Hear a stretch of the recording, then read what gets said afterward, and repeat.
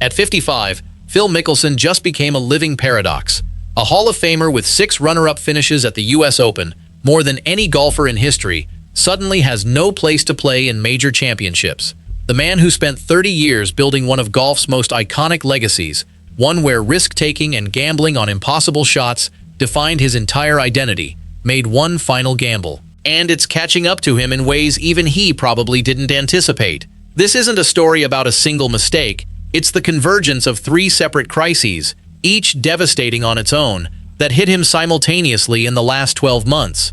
And when you stack them together, the word everything starts to make sense. The first was personal, the second professional, the third destroyed the only thing left to lose. The collapse wasn't gradual, it was arithmetic. In early 2026, Mickelson withdrew from the Masters. He cited family health matters. Nobody pushed back. The Masters exemption is lifetime. He'll always have a chair at Augusta. But the symbolism landed hard. One of golf's most competitive players, someone who turned comebacks into an art form, was sitting out the tournament that made him a major champion twice. Then came the PGA Championship. Same reasoning, same absence, same sense that something was shifting beneath the surface. But the US Open at Shinnecock Hills was different. This wasn't an exemption he could use whenever he wanted. The USGA didn't extend him a special invitation. 6 runner-up finishes at that course, a record that should have meant something, and he didn't even attempt to qualify. The man who built his entire identity on chasing impossible majors simply didn't show up. 3 major championships, 3 absences, in 4 months. The timing matters because it wasn't random. These withdrawals happened in the exact window when LIV Golf's funding crisis was moving from rumor to reality, when the Saudi PIF's decision to pull its money was becoming less speculation and more certainty, when the league that had promised him generational security was collapsing in real time. Nobody connected these dots publicly yet, but the pattern was impossible to miss, and what came next would make this timeline look like just the beginning. The Farms Golf Club sits in Rancho Santa Fe, a private course near his San Diego hometown where Mickelson had been a member for decades.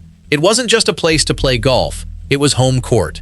It was the spot where he practiced, where he belonged, where nobody needed to introduce him or explain who he was. In spring 2026, that changed with a single allegation. According to Golf Digest's investigation, the outlet that broke the story, a female club employee accused Mickelson of inappropriate contact before a round of golf. The reported sequence: he allegedly approached her at the clubhouse and made non-consensual, inappropriate physical contact. She rejected his advances and reported it to supervisors. Club officials investigated and confronted him mid-round, telling him to leave the premises. His lawyer's version differs. A spokesperson for Mickelson said the situation was a misunderstanding and that he's tending to a family matter. The club's statement confirmed his membership ended after they conducted an independent investigation and took what they called decisive action.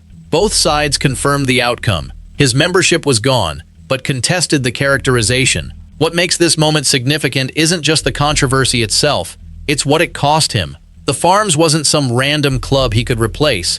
It was decades of routine, of identity, of a place that had nothing to do with professional golf or public pressure.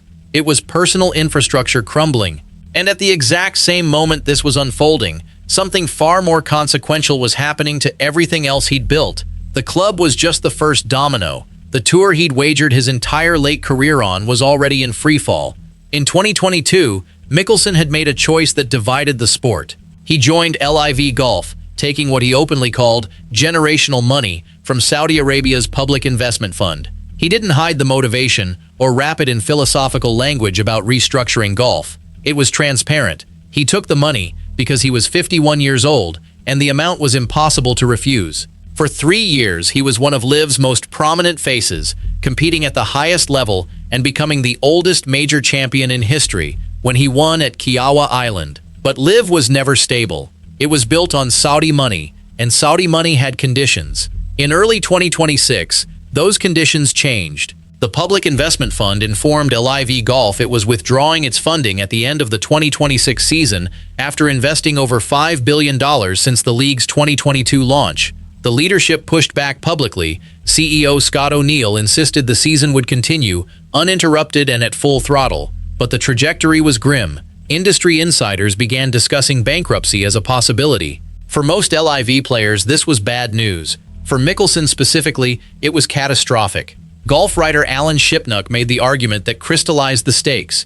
If LIV dissolved, Mickelson would be a man without a country. He'd walked away from the PGA Tour. The majors had largely moved beyond him. His 5-year exemption from the 2021 PGA Championship had expired, and the USGA hadn't invited him back to the US Open. He had his lifetime Masters and PGA Championship exemptions, sure, but those exemptions meant nothing if the tour funding dried up and he had nowhere else to play professionally. Trey Wingo, a golf analyst, put it even more bluntly in a quote that circulated through golf media. "I can promise you one person that you'll never see in an official capacity with the PGA Tour is Phil Mickelson."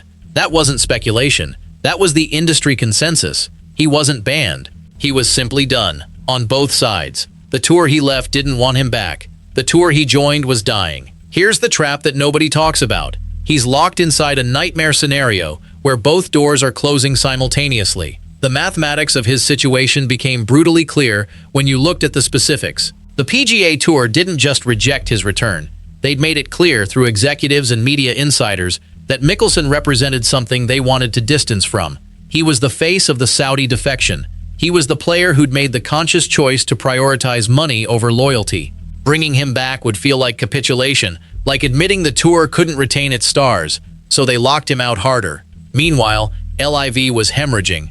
Players were negotiating with the PGA Tour, even as the league's leadership publicly insisted everything was fine. The broadcast partners were getting nervous. Sponsors were looking at the exit. And Mickelson, who'd bet his professional future on LIV's viability, found himself in the position of defending a league on air that nobody in charge had bothered to inform him was collapsing. When the PIF funding announcement came, he learned about it like everyone else, from reports, not from management. That's the humiliation nobody mentions. He wasn't just stuck. He was stuck while being kept in the dark by the people who'd asked him to stake his career on them.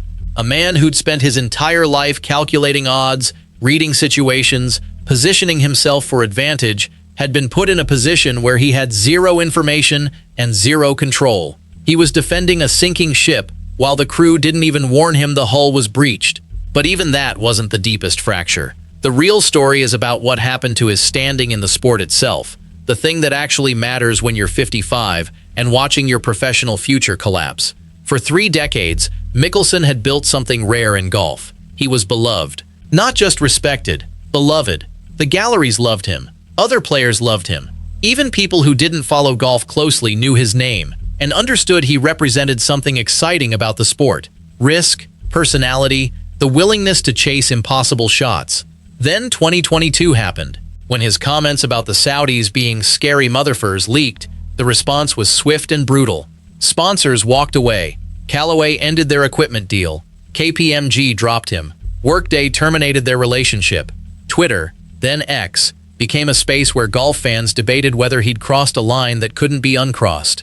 The golf world didn't ban him. It simply began the process of forgetting him. He won the PGA Championship that year anyway, at 50, becoming the oldest major champion in history. That victory should have been redemptive, should have been the moment when people said, "Okay, we can move past this." But it didn't work that way. The win was celebrated by LIV loyalists and dismissed by traditionalists as WOLO, a victory on a tour that wasn't the real tour, against a field that wasn't the full elite. For 3 years, he existed in a kind of professional limbo.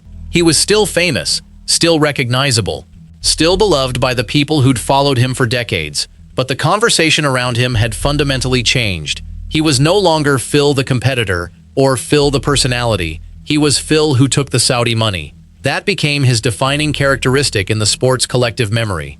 Then came 2026. The allegation at the Farms didn't create the story about his legacy. It reopened it. It gave people permission to revisit every controversial choice, every questionable moment, every time he'd pushed boundaries. The golf media, which had been respectful during his years at LIV, suddenly had a fresh angle to explore. Think pieces appeared examining his career through a new lens. Podcasters who defended him started asking harder questions.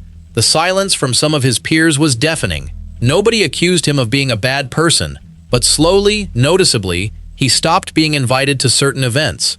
He stopped appearing in certain broadcasts. Younger players who'd grown up admiring him started distancing themselves. The infrastructure of his professional and social standing which had always felt permanent, began to show cracks. What makes this moment so devastating isn't that he lost fans or sponsors or tour status. It's that he lost something harder to rebuild, the assumption that he belonged in the sport's highest circles. For 30 years, Mickelson could walk into any room in golf and be welcomed. Now he walks into rooms where people know his name but don't necessarily want to have the conversation. That's not being banned. It's worse. It's being tolerated while being gradually erased. The most painful part of all this is the irony of his own gamble. Mickelson built his career on risk. He literally named himself Phil the Thrill because he understood that excitement comes from pushing edges. He gambled on impossible shots. He took on moneylenders who threatened his family. He bet on himself when nobody else would. That willingness to risk, to gamble, to believe he could control outcomes through sheer force of will, that was his identity. In 2022, he gambled on LIV. It seemed rational at the time. The money was life-changing. The league was backed by billions. It looked like a win, but it was a gamble in a game where he didn't understand the rules, where the house had more information than he did, where his celebrity and reputation were the actual stakes, not money he could afford to lose. Now at 55, he's facing the longest odds of his career. He has his master's exemption for life. But what does that matter if he hasn't won a major in years and his competitive relevance is fading? He has his PGA Championship exemption, but the PGA Tour has made clear he's not welcome in their ecosystem. He could theoretically play the Champions Tour or do celebrity events, but that's not a career. That's a consolation prize. The question now is whether he can rebuild anything from this position. Not his tour status, that's gone. Not his legacy as a pure competitor that already shifted in 2022, but something else. Some version of professional life that doesn't feel like exile. Some way of existing in golf that doesn't require him to defend choices that are indefensible or apologize for decisions he can't undo. The golf world hasn't given up on him entirely. Players who knew him before all this still respect him. Fans who watched him for decades still remember what he was.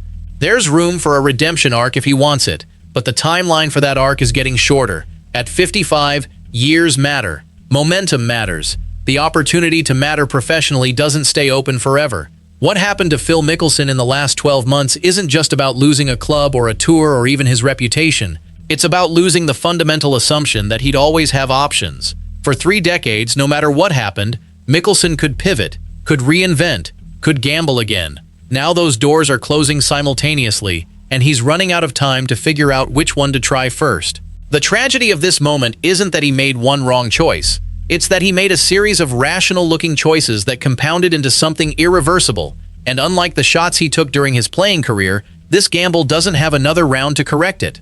I think Phil's story is a warning about what happens when you assume your legacy is solid enough to absorb anything. Do you think he can come back from this, or is this the real ending? Let me know in the comments below. And if you've watched this far, subscribe for more stories that dive into what really happens behind the scenes in professional golf.